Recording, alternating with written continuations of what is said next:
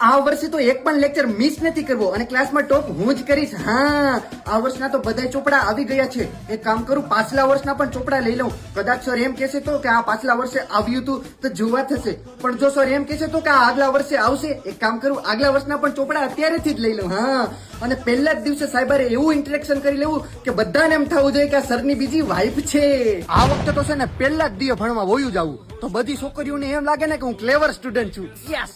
અને પછી ચાલુ લેક્ચરમાં છે ને હે ફની કમેન્ટ મારવી, તો હું એમ લાગે કે હું ફની ગાય છું. પણ હવે છે ને થોડોક ડ્રેસિંગ સેન્સ સુધારવો પડશે. હું એકચ્યુઅલી ડ્રેસિંગ પર્સનાલિટી થવી જોઈએ. અને એક છે ને માગેલી બાઇક લઈને પહેલા જ દીએ સીન મારવાનું થાય છે સ્કૂલમાં.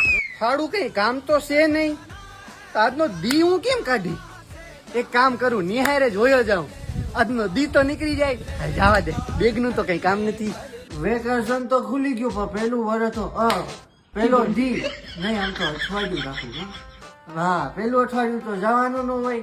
આવતા અઠવાડિયે હારો વાર જોવડાવી ગોળ બાપા પા ને વિચારશું. આ વખતે તો પહેલા જ દીએ જઈને પાવર બતાવી દેવો, એટલે બધાય સીધી ના થઈ જાય સાહેબુ.